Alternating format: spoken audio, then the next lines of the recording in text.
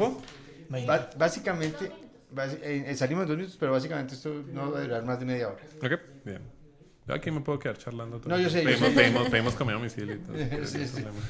Un Rappi. Y algún tema en particular. ¿Qué Digamos, genera audiencia a ustedes en estos videos? Básicamente hay como distintos escenarios. Uno, la historia de ustedes, que nos cuenten su historia, qué ha pasado, cómo nacieron, qué hicieron, con qué se estrellaron, cuántas veces fracasaron.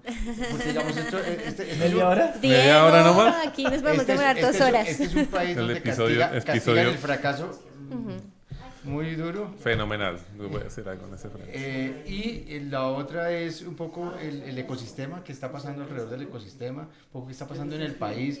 Uno hizo muchas noticias este año, el tema de Rappi, el tema de SoftBank, el tema de las fintech, el tema de nuevos gremios que se están organizando.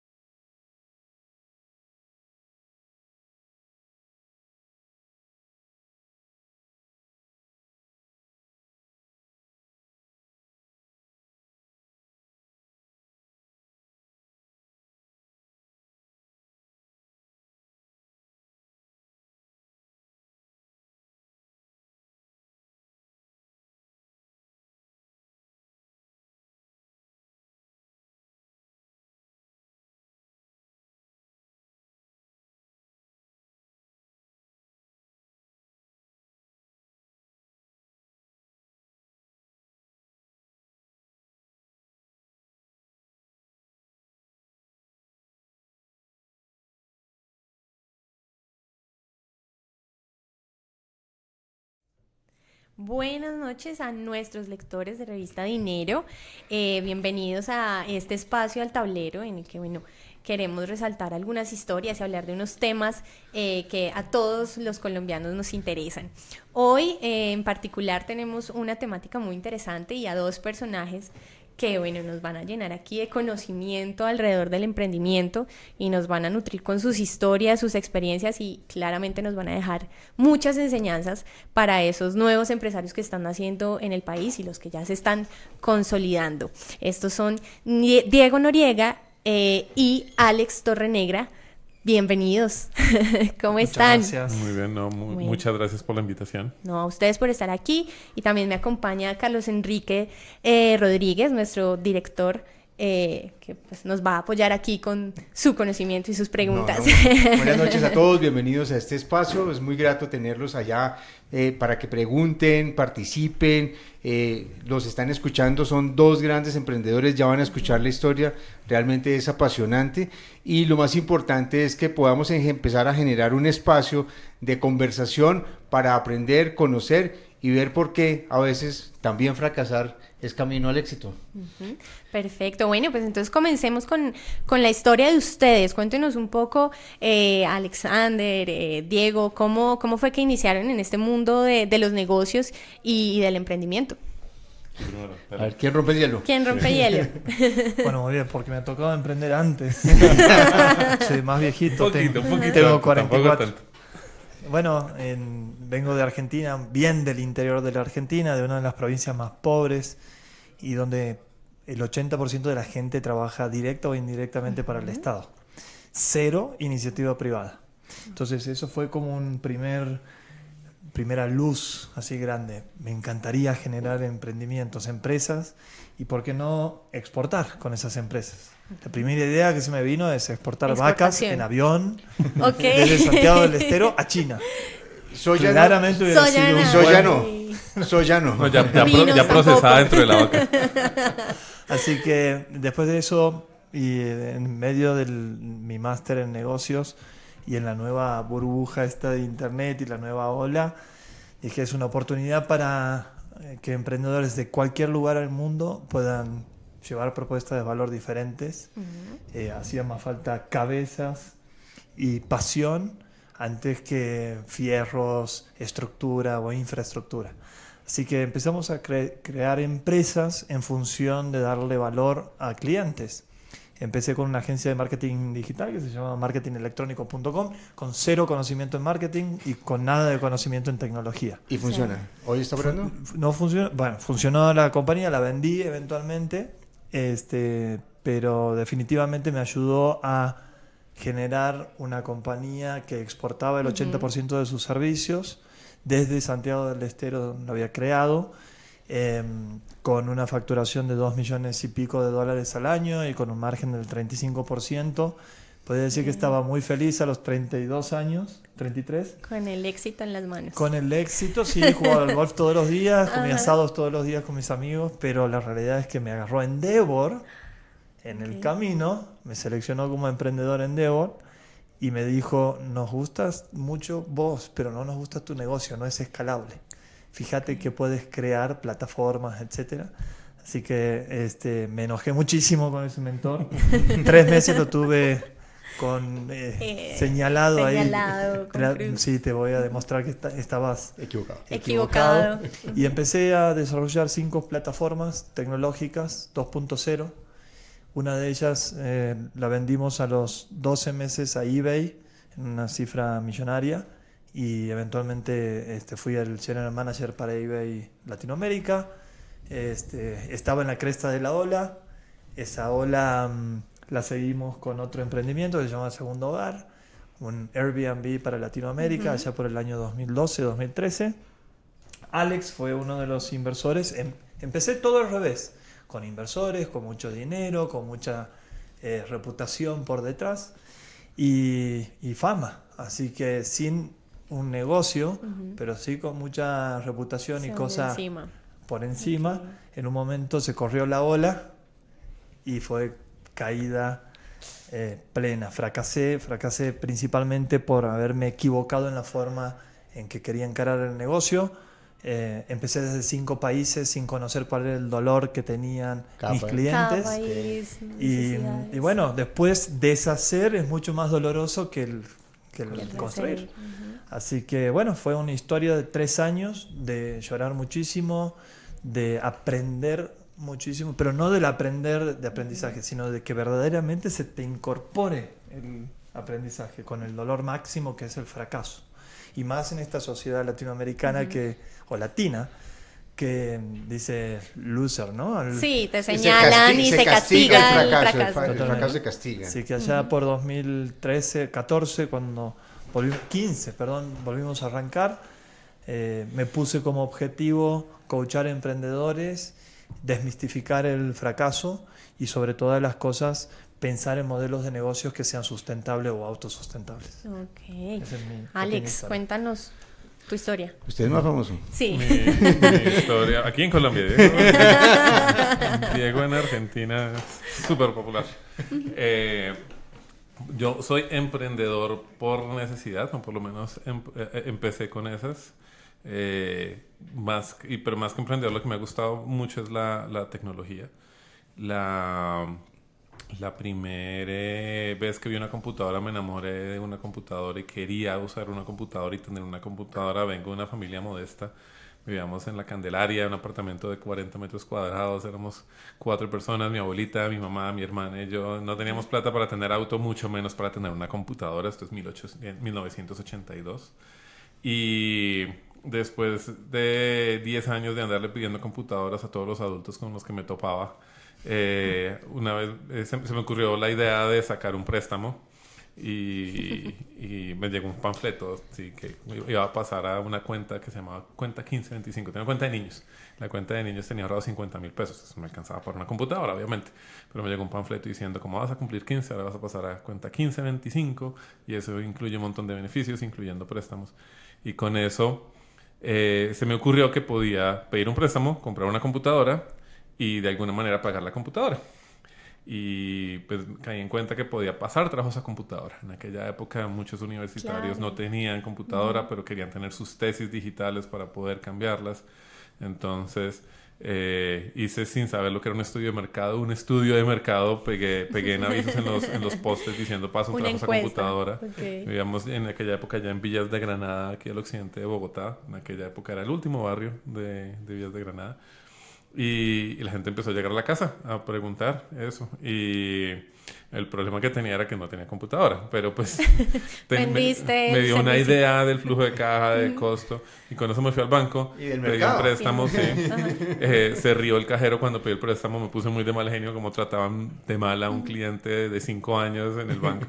Algo, no me acuerdo mucho porque me dio mucho mal genio, pero sí me acuerdo que resulté sentado frente a la gerente del banco, que me preguntó muy preocupada: ¿dónde están tus papás? ¿Por qué estás pidiendo dinero? ¿Si estás bien? Y ya después de unos minutos fue haciéndome preguntas de la idea que tenía, y sin darme cuenta resulté haciendo mi primer pitch, que llaman, de negocios. Y 2 días después salí con un préstamo, 820,000 pesos, que combinados con los 50,000 que tenía ahorrados me permitió comprar mi primer computadora aquí en Unilago, una clon que llamaban 386 con 2 megas de RAM, 40 megas de disco, etc. Y fundé mi primer negocio, que para que sonara serio y la gente creyera que había buen respaldo detrás, decidí ponerle el nombre Apache Axe Cybernetic Enterprises. Y mi mamá, siendo abogada, me dijo: tienes que ponerle limitada al final. Entonces, limitada, por cierto, años después caí en cuenta que el préstamo no me lo dio el banco, sino me lo dio la gerente del banco de su bolsillo. Confío en ti. Porque pues un banco no puede darle un préstamo a un niño legalmente, pero por varias cosas. Después, conforme aprendí el sistema bancario, caí en cuenta: wow, claro, yo no estaba pagando un préstamo, estaba depositando dinero en su cuenta de banco, en su cuenta personal. La estoy buscando todavía, o sea, de no ser por ella no estaría aquí. Eventualmente ese negocio evolucionó a ser un negocio de servicios de tecnología. Me retiré de la universidad cuando tenía 18 años, me enfoqué en el negocio, alcancé a tener 30 empleados.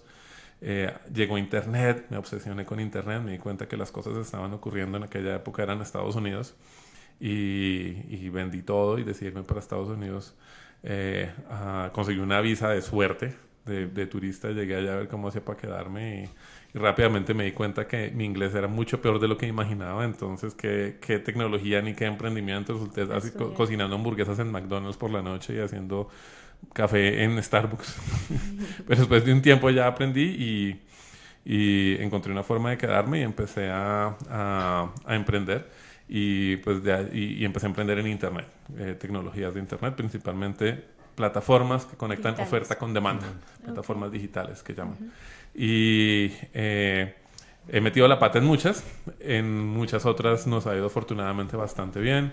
Está Voice123, voice123.com, que es la plataforma para hacer casting de locutores, esos que oyen en televisión, en películas, en videojuegos, la más grande del mundo. La cofundamos con mi esposa, Tania Zapata. Otra es Bonnie Studio, bonniestudio.com, que hoy en día es una de las plataformas más grandes de trabajo creativo. Compañías que necesitan hacer outsourcing de trabajo creativo en escala trabajan con nosotros. Entonces, ya que necesiten ustedes, por ejemplo, muchos spots de publicidad para sus canales digitales, nos pueden pedir nosotros 100, y 100 se los entregamos por día. Compañías que hemos llevado a decenas de millones de dólares en ventas. Toda la tecnología la hemos creado en Colombia, pero siempre nos hemos enfocado en venderla a nivel global. De hecho, en Colombia vendemos muy poquito, por eso las marcas no son tan reconocidas acá. Que siempre hemos intentado pensar muy en grande en ese frente. Y el éxito de estas compañías pues nos ha permitido invertir en más y más locuras. Y pues hoy estamos precisamente anunciando, creo que por primera vez en público, una de las locuras que hemos empezado Bueno, recientemente. pero antes de llegar allá, quiero que toquemos un punto muy importante, y es el tema del fracaso en el emprendimiento. Los dos han tenido unas experiencias, digamos. ¿Cómo manejaron esos momentos? ¿Cómo los llevó también a hacer como el ave fénix, ¿no? Resurgir de esas cenizas y crear nuevos proyectos y llevarlos al éxito. No sé, ¿quién quiera comenzar y responder? Creo que primero es importante marcar una diferencia entre equivocación y fracaso, ¿sí? Porque muchas veces las combinamos y creo que son bien diferentes. De hecho, el emprendimiento, sobre todo el emprendimiento que tiene que ver con tecnología, es un laboratorio constantemente de hipótesis. Tienes hipótesis y es el método científico. Observas, generas una idea, generas una hipótesis detrás de la idea y después tienes que hacer lo que haga falta para validar la idea o invalidarla. Y eso implica que pues muchas veces esas hipótesis van a ser inválidas, o así debería ser, si no es porque realmente no estás asumiendo riesgos. Si Fittipaldi decía, el corredor de autos, si sientes que todo está bajo control es porque no has asumido, no vas lo suficientemente rápido. Por consiguiente, en términos de emprendimiento, y yo creo que de hecho esto aplica a muchas otras facetas de la vida, uno tiene que estar constantemente buscando equivocarse. Si no te estás equivocando es porque realmente no estás haciendo las cosas bien. Y eso es un problema fuertísimo que nosotros tenemos en nuestro sistema educativo. Y es que nos enseñan que está mal equivocarse. ¿Sí? Te califican de 0 a 10 o 1 a 10, de A a la F o está lo que mal. Cada vez la generación ponga para que no se sientan mal los chinos cuando les dicen que metieron la pata. Nosotros, Y gracias. nosotros también. Entonces, pero eso está mal. Eso está mal por un lado. Por el otro lado, también está mal que no importa qué tan buen trabajo hagas, no pasas de 10, cuando esa no es la realidad del mundo. La realidad del mundo es conforme mejoras hagas las cosas, tienes un resultado No que hay crece techo. exponencial. No hay techo, exacto, en ese frente. Entonces, es muy importante quitarse de encima esa enseñanza con la que crecimos y de que equivocarse está mal. También hay temas religiosos que también nos enseñan que equivocarse está mal, por un lado. Pero por el otro lado, también visualizar que el fracaso es cuando uno para de intentar equivocarse.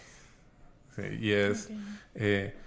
una buena analogía es el emprendimiento es una maratón, y realmente es una maratón, o sea, es para acabar rendido y en muchos aspectos de nunca acabar. Equivocarse es caerse, y está bien que te caigas, ¿sí? Fracasar es no levantarse, ¿sí? Okay. Y yo he fracasado, o sea, me he equivocado cientos de miles de veces a estas alturas, bueno, miles de veces, pero he fracasado. Hay emprendimientos que he dejado en momentos que tal vez no he debido dejarlos, o que ya me di por vencido y simplemente me caí. Y eso también está bien que ocurra, ¿sí? Por ahí dicen que uno come de sus éxitos, pero uno aprende de sus errores, ¿sí? Y eso pues me ha ayudado a aprender un montón. Diego, cuéntanos tu Muy experiencia. interesante. Gracias. Sigo aprendiendo. Y eso para mí es la puerta al fracaso, es no aprender. No tener propósito. No entender muy bien por qué estás haciendo las cosas o para qué estás haciendo las cosas. Arrancar desde ahí un emprendimiento es garantizar un camino y un proceso largo en el cual hay que ser persistente, apasionado, pero que esté lleno de aprendizajes, de trabajo en equipo, de evolución permanente y, como decía Alex, de permanente acomodar la máquina para ver por dónde va lo que necesita mi cliente o mis clientes. Por otro lado, fracasar es no pensar en el cliente, sino pensar en las necesidades de uno.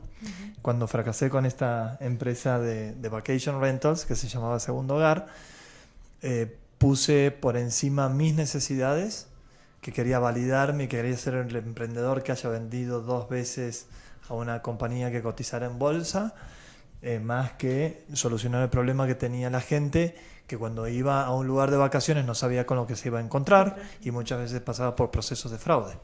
En tercer lugar, creo que el fracaso es cuando dejas de actuar de acuerdo a tus valores.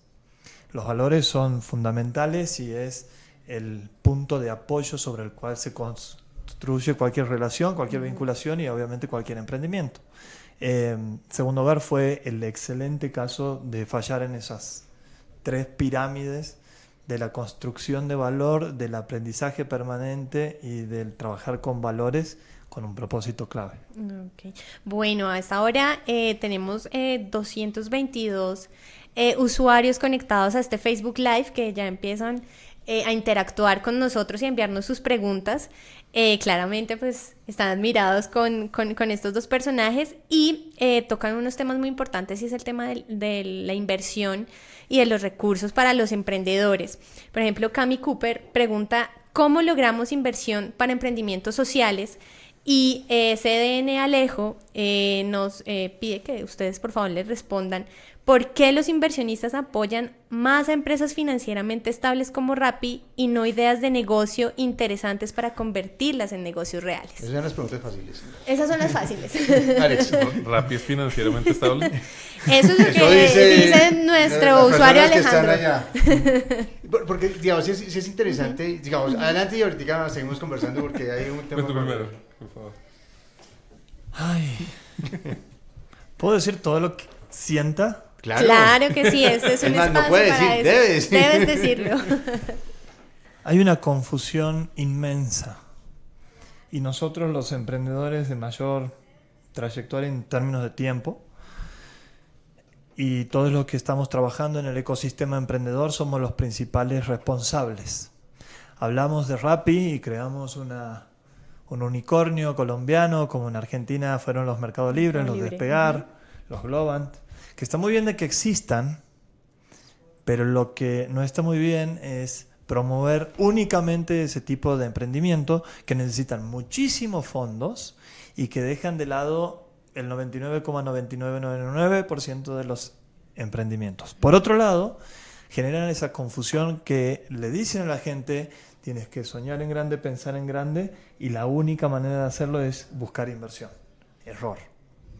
Hay miles, si no cientos de miles de emprendimientos aquí en Colombia que son exitosos, que son genuinos, que son sustentables, que generan valor a sus clientes y que los clientes les pagan por eso, les retribuyen. Estamos generando tanta confusión que hasta esos emprendedores no se creen emprendedores porque no son unicornios o porque no van en el camino del Silicon Valley, ¿no? Entonces, eso es lo que también tenemos que desmitificar.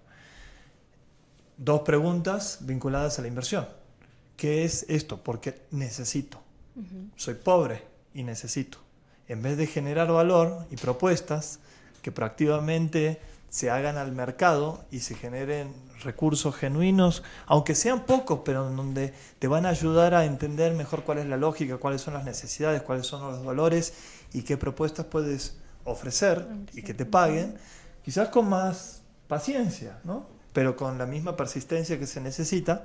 Bueno, yo soy un convencido, y en esto con Alex estamos totalmente alineados, de que hay otro camino más allá del que se exponen en las charlas y en las conferencias de desarrollo emprendedor, que solamente apuntan a desarrollar emprendimientos de altísimo impacto y que es una de las maneras de crear emprendimientos. La otra, en el camino que estamos con Alex en Torre Negra, es bootstrapear, es generar los recursos a través de tus clientes, es entender más y en definitiva que vos tengas la decisión para ver por qué camino vas, ver qué tipo de solución implementas, qué camino vas a seguir, y de hecho no sientas en la mesa de decisiones a una persona que has hecho un pitch y que ni siquiera la conoces, pero ya tiene el 30% de tu compañía. Alex. Era una pregunta de 2 partes. La primera creo que era... Inversión social. Inversión social, sí. Porque invierten en compañías como, o sea, que ya aparentemente son estables, y no, porque la mayoría de los inversionistas son pues, los bancos, le prestan plata a los que no necesitan que les presten plata. ¿Sí? La mayoría de los inversionistas miran un negocio y dicen, ¿este negocio crecería sin que yo lo invierta? Y si la respuesta es sí, pregunta, ¿y si yo lo invierto, crecería más rápido? Sí, entonces le pongo dinero. Porque es una inversión a la fija. Básicamente en ese frente. Cero riesgo. Sí, son pocos los inversionistas que invierten en riesgo donde todavía no hay un producto, no hay una idea o no hay tracción o no hay algo que podría crecer por sí solito. Y en referencia a conseguir capital para este tipo de ideas, para este tipo de cuestiones, la vasta mayoría de los negocios que hay afuera no crecen con capital de riesgo o ni siquiera empiezan con capital de riesgo. Empiezan con el capital de sus fundadores. ¿Sí? Voice One Two Three lo empezamos poniendo $20,000 con Tania, que eran los ahorros de nuestra vida. Los pusimos ahí y con eso empezamos el negocio. Y afortunadamente pudimos crecerlo, no con inversión de capital, sino con el mejor capital que uno puede obtener, que es el capital que le dan los clientes con ventas. Okay. Ahí quería retomar un poco, Diego mencionó una palabra y es desmitificar esa figura que uno tiene del emprendedor y de que todos los emprendedores son Zuckerberg o todos van a inventarse el nuevo Facebook, o digamos, ¿cómo desmitificar eso y cómo aterrizar a los mercados nuestros de tal manera que los mismos países entiendan que se necesitan esos emprendimientos? ¿Cómo desmitificamos eso? Bueno, es una tarea ecosistémica de cada uno de los stakeholders, del gobierno, de las cámaras, de las ONGs, de los mismos inversionistas, que dicho sea de paso, se quejan de que no hay suficientes emprendimientos que crean valor. Entonces están como distanciados. Todo el ecosistema trabaja individualmente y este es un fenómeno latinoamericano. Somos sociales, somos amigueros, somos de abrazar y darnos besos, pero somos los más individualistas del mundo. Y de hecho hay estudios de mercado que dicen que 5 de los 10 países que menos creen en sus sociedades, los más individualistas, son países latinoamericanos. Argentina la segunda en el mundo después de Serbia. Okay. ¿Cómo hacer para desmistificar esto? Nosotros tenemos una teoría, tenemos que intentar consensuar con los distintos actores, elevar la voz, que no solamente se hablen de los unicornios, que la gente esté pensando en cómo innovar. La innovación es creación de cosas que no existen en el mercado. Y no es disrupción, no es crear el nuevo Facebook, sino es apenas mover algo en una área de una determinada industria. Entonces, o traer un producto que no exista en este mercado. Pero definitivamente es poner la cabeza y la actitud creadora del emprendedor al servicio del mercado, de los clientes, y no pasar tiempo para ser validado por inversores, sino ser validados por el mercado. Por el mercado. ¿En qué está fallando el ecosistema? Digamos, los ecosistemas en los países tienen algunas particularidades. Aquí en Colombia vemos algunas regiones que tienen una dinámica muy diferente a otras. ¿Qué falla en los ecosistemas para que esos emprendimientos realmente piensen más en el mercado que en volverse los grandes rockstars de lo que viene? Por un lado, creo que es esa mitificación que hay. Y es, si... Me gusta hacer una analogía con el manejo de autos. Si tú nunca has visto un auto o nunca has manejado un auto, pero todo lo que ves en las noticias, todo lo que ves en televisión, todo lo que ves en social media son carros de Fórmula 1, ¿sí? Pues te imaginas que lo único que uno debe poder aprender a manejar es un carro de Fórmula 1. Entonces salen con ganas de aprender a manejar un carro de Fórmula 1 sin haber manejado previamente, y gran parte del ecosistema y gran parte del apoyo que te da el gobierno y otros actores es enseñarte a manejar un carro de Fórmula 1. Pues, ¿qué pasa si una persona que jamás ha manejado un carro le pones frente a un carro de Fórmula 1 por primera vez? Pues se mata en la primera esquina que no sabe cómo manejar el carro. Entonces yo creo que es desmistificar eso y es visualizar que la vasta mayoría de los negocios realmente son negocios diferentes, son negocios de una escala pequeña, que algunos van a escalar a ser Fórmula 3, Fórmula 2, Fórmula 1, sí, pero tienden a ser la excepción a la regla. Bueno, más usuarios están interactuando con nosotros. Por ejemplo, Daniela Cruz dice: saludos desde la ciudad de Popayán. Gracias por enseñarnos que el fracaso es parte del éxito.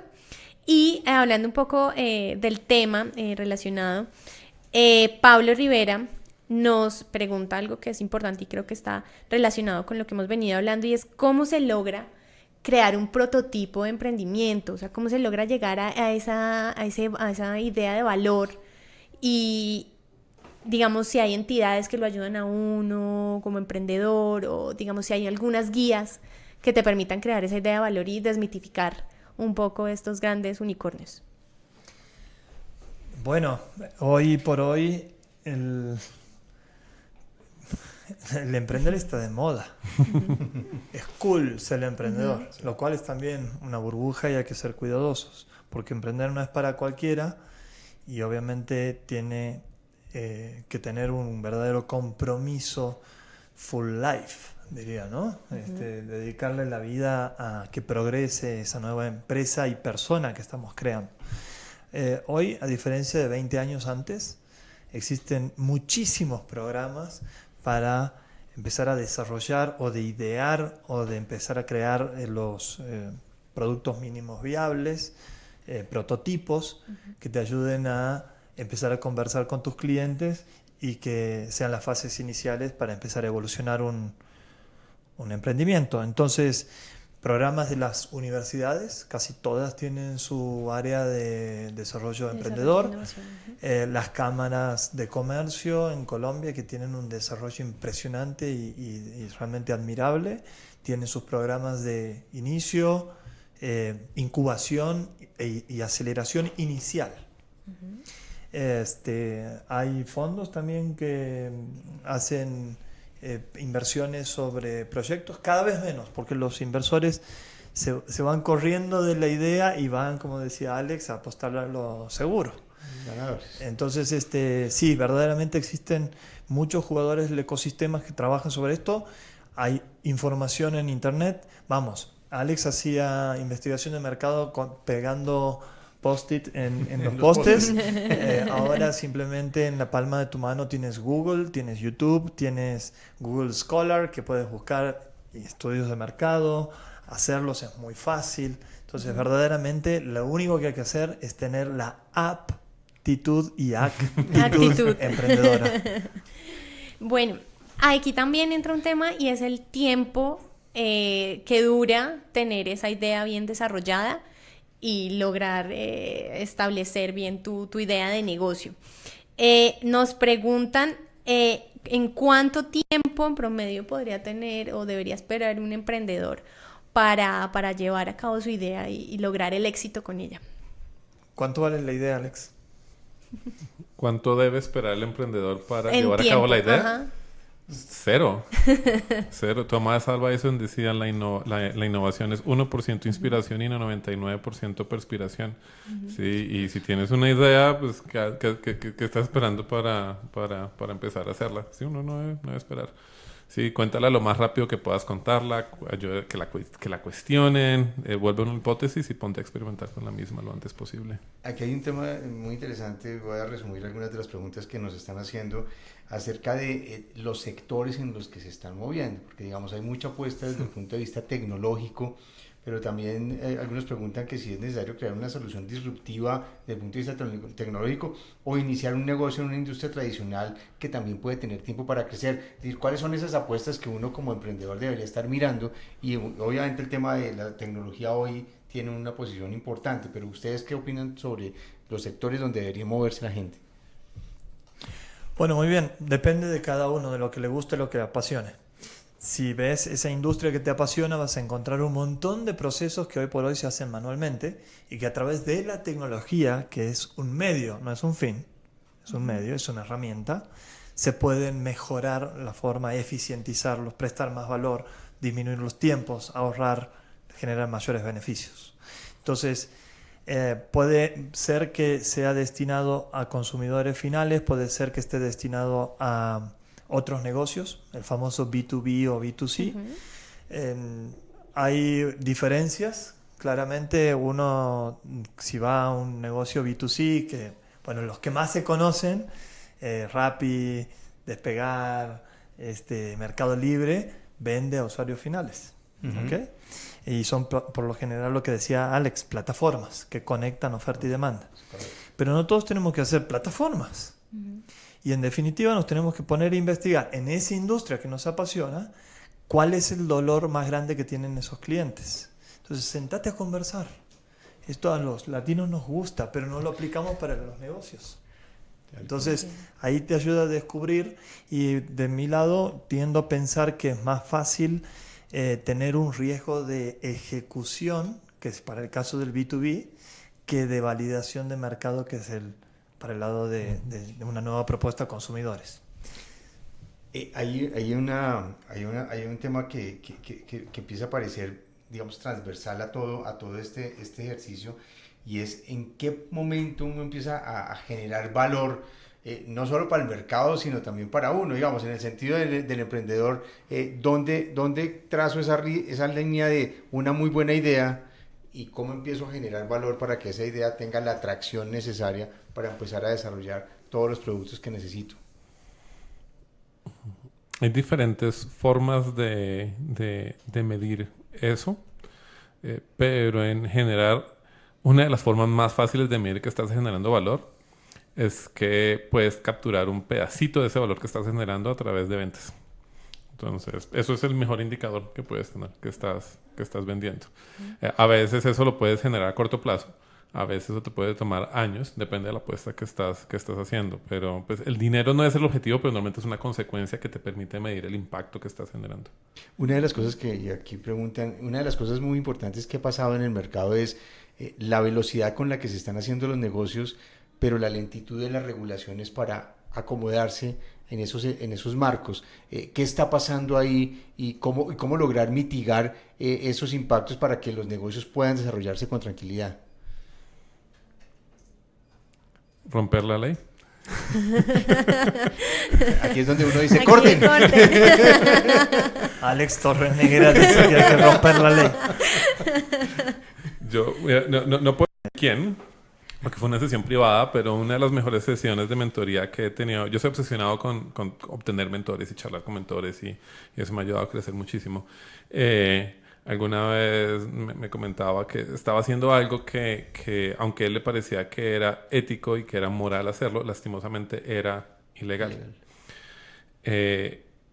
Y su equipo se acercó cuando empezaron a experimentar con eso y se disparó el asunto. Se tuvo muchísima atracción, mucha gente lo empezó a usar y su equipo se acercó a él y dijo que estamos rompiendo la ley y nos vamos a meter en problemas. Y él, sin titubear, le dijo a su equipo: lo que estamos haciendo puede que sea ilegal, pero es lo ético y lo moral para hacer. Y si alguien tiene que irse a la cárcel, yo voy a ser el primero en voluntariarme para ir allá. ¿Qué pasó? Que eventualmente ese poder de convicción conllevó a que el gobierno tuviera que cambiar las leyes porque el propio público, el propio pueblo presionó a eso.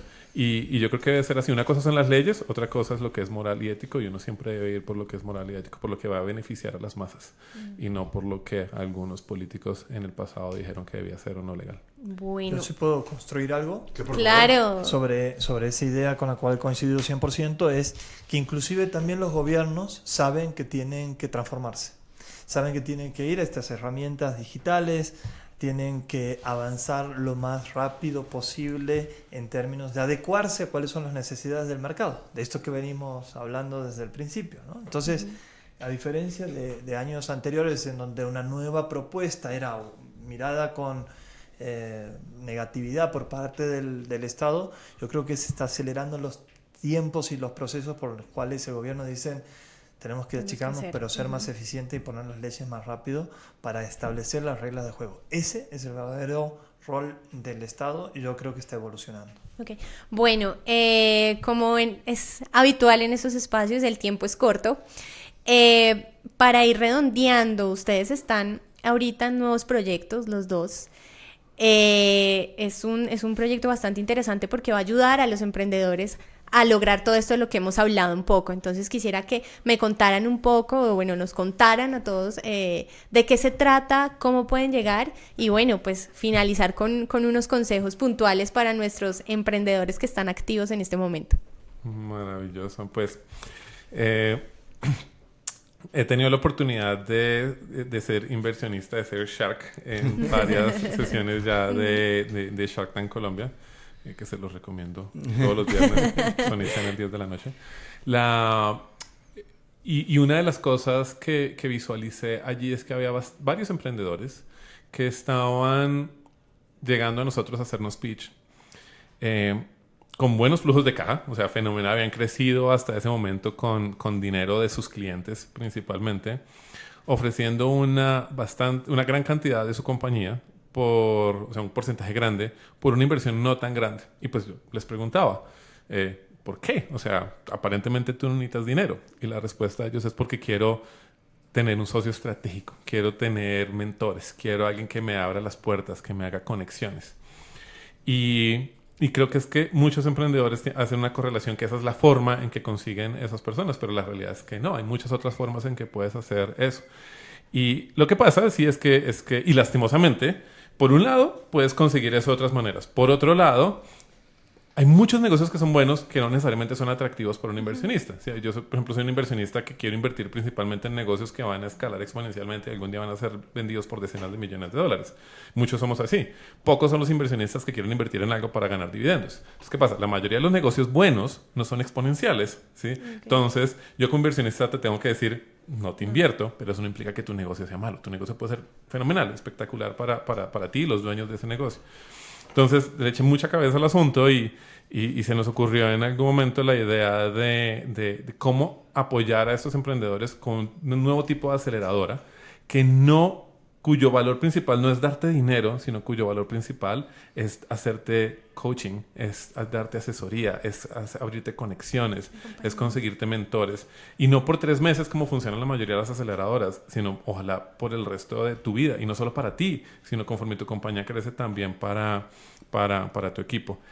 Publiqué un blog post con esto y en cuestión de una semana más de 400 emprendedores que me fascina la idea, quiero ser parte de eso, etcétera, etcétera. Y pues rápidamente empecé a buscar un socio fundador que pudiera liderar las riendas de este esfuerzo. Le mandé un mensaje a Diego a ver si conocía a alguien y... ¿Se autoproclamó? Se autoproclamó. ¿Qué pasó? Dije, dijo yo. Me conoces demasiado, sé que no me preguntabas por otra gente, sino... No, le dije, mira, estoy buscando a alguien para liderar esta aceleradora, que la cofundemos, un CEO para la misma, porque quiero que en 10 años aceleremos 1 millón de emprendedores. Ninguna aceleradora ha hecho jamás en la historia, pero es porque todas se han enfocado en ese pequeño porcentaje de compañías que crecen exponencialmente. ¿Qué pasa si no nos limitamos a esas y nos vamos a todas? Esas exponenciales, pero también esas todas. Y pues hubo una grata casualidad que tú habías escrito un número. Cuando había tenido el éxito de vender la compañía a eBay y me sentía terriblemente vacío, dije, esto no era lo que estaba buscando. Escribí qué quería hacer y hacer toda mi vida. Y había puesto en un papel, toda una sola hoja, el número 1 millón. Acompañar a 1 millón de emprendedores. Y ahí 5 se años lanzaron. antes, y ahí está. Llegó la Y oportunidad. ahí estaba mi amigo, mi mentor también, y alguien que definitivamente admiro, no por ser inversor, no por ser Shark Tank, sino por sus valores y creencias y filosofía de vida. Entonces nos pusimos rápidamente a debatir, a bajar las hipótesis que teníamos que ir a salir al mercado y a validar. 5 meses después tenemos 65 emprendedores que están pasando por este proceso de aceleración, generando vínculos que esperamos que sean de por vida. Yo sigo teniendo mentores hace 15 años, Alex también.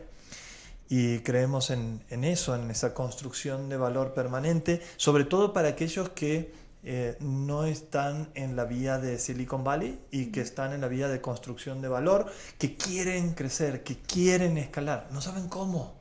Entonces, Torrenegra está focalizado en dar esas herramientas, frameworks, procesos y experiencias que te ayudan en ese crecimiento, sobre todo apuntando a crecer en ventas. Mira, creces en ventas, creces en facturación, crece tu valuación.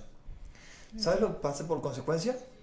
Vienen los inversores. No sales a buscarlos. No sales a buscarlos. Y los rechazas, ojalá que los puedas rechazar. Claro. ¿Para qué necesito tu dinero si mis clientes me están dando dinero? Sí, así que bueno, estamos en esa locura misión, sinceramente, misión imposible de acelerar a 1 millón de emprendedores. Pero aquí no se trata de si es posible o imposible, es imprescindible hacerlo. Es una obligación, ya no es un derecho. Porque si verdaderamente queremos que los países latinoamericanos y los países emergentes den vuelta a la torta, cambien la dinámica y pensemos disruptivamente para trabajar unidos y crear unas naciones emprendedoras, bueno, tenemos que ponernos a trabajar. ¿De dónde son esos 65 emprendedores? Por ahora de 3 países, Colombia, Argentina y Venezuela. Pero tenemos 120 y pico de mentores que están ya en Estados Unidos, en Sudeste Asiático. De hecho, me tengo que ir a hablar con una chica que está en Seúl en este momento. Sí. Y en diferentes áreas, porque los emprendimientos tienen diferentes necesidades. Es 100% remoto y una de las premisas es no queremos limitarte a que conozcas mentores en la ciudad que vives, sino conectarte con el mejor mentor en el mundo para ti, independiente de donde tú estés y independiente de donde esté el mentor. Pero digamos, lo interesante, o sea, aquí desde una óptica personal, es esa generación de red alrededor de todo el ecosistema Comunidad. y de todo el emprendimiento. ¿Cómo lo han venido formando? Bueno, sobre todo construyendo confianza. Sí. Y generar confianza es generar una reputación de que estás para crear valor. Y nosotros como Torre Negra en este sentido queremos unir al ecosistema. Yo vengo de tener una reunión con Impulsa, otra reunión con la Cámara de Comercio de Bogotá. ¿Para qué? Para trabajar juntos. Vengo de otra reunión con Endeavor. ¿Para qué? Para que sigan dándonos pipeline de emprendedores que ellos no pueden apoyar, pero que sí, nosotros sí.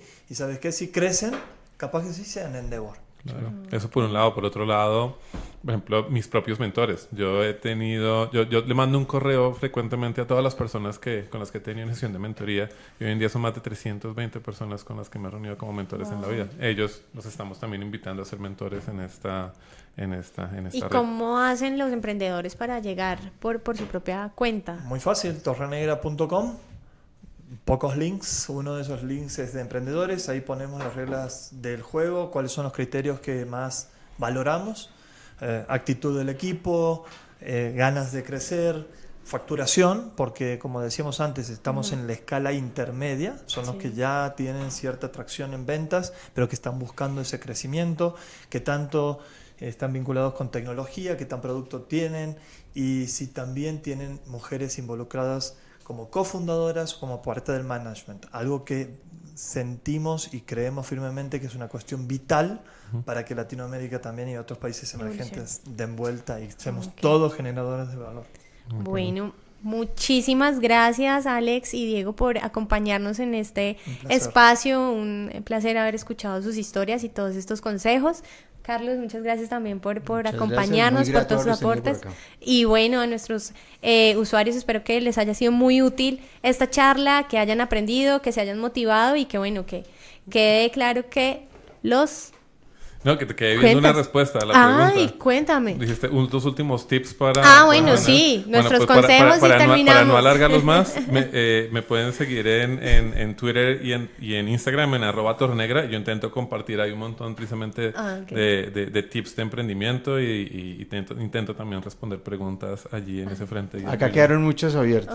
Sí, me las puedes mandar en @torrenegra, Instagram o Twitter. Sí, salgan al mercado. Salgan a hablar con la gente, con sus clientes, compartan esto, están la posibilidad de tener un socio y por ahí están quitándose la posibilidad de llevar ese sueño, esa idea, esa pasión adelante. Salgan a crear valor que después la gente, los inversores y los clientes y el dinero llega. Ok, perfecto. Bueno, feliz noche para ustedes y gracias. Muchas Muchísimas gracias. gracias. Gracias a todos que están allá. Muchas gracias. Adiós. Chao.